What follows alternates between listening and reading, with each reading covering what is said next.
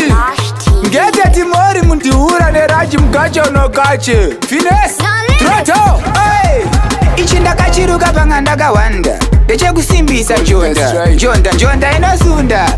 njonda inokunda njonda meni zitanda bizo remene mene ilevo racho haridone urambo wakadaro usatene achimboeta kuti tiwine chisiya something kana uri kuvaremera siya something kana usina kuomera siya something anything chisiya something chakukandwa chira ndiwono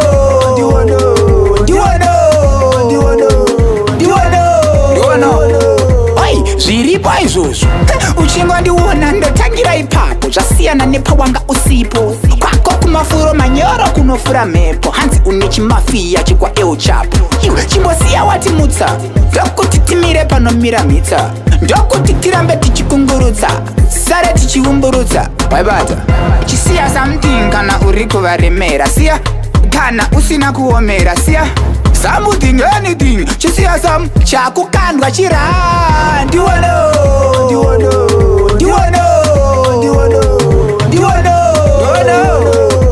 zviripo izvozvo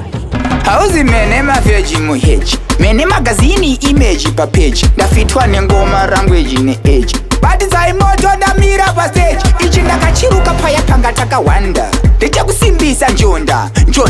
inosunda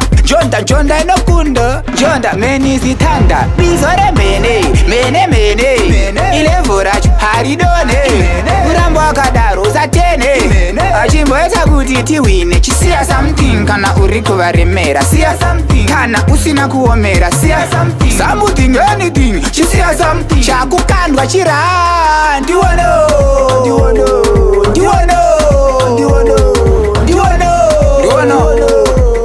zviripo izvozvo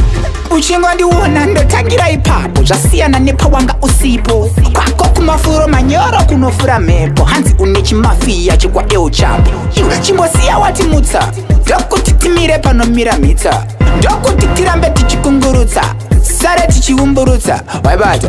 chisiya something kana uri kuvaremera siya something kana usina kuomera siya something anything chisiya something chakukandwa chira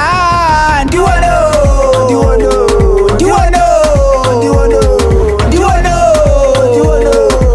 zviripo izvozvo siya something chisiya something chisiya something Eyo Jamal Bigo Mahiti aka Faza Gadzima yasima Code name Finesse Aduanya name Strike Order Gangsta Corner Yo Douglas Kunyete We maximize, we strike Do, go, ra Good the night Stallion